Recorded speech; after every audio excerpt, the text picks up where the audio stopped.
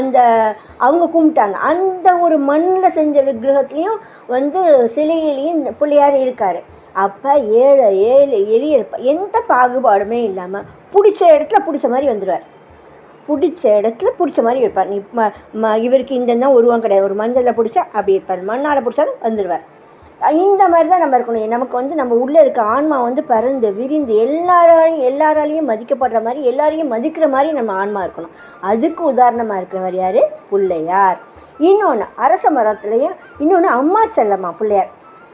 பிள்ளையார் என்ன மாதிரி பொண்ணு எதிர்பார்க்கணும்னா, நம்ம தென்னிந்தியாவில் பிள்ளையார் பிரம்மச்சாரி.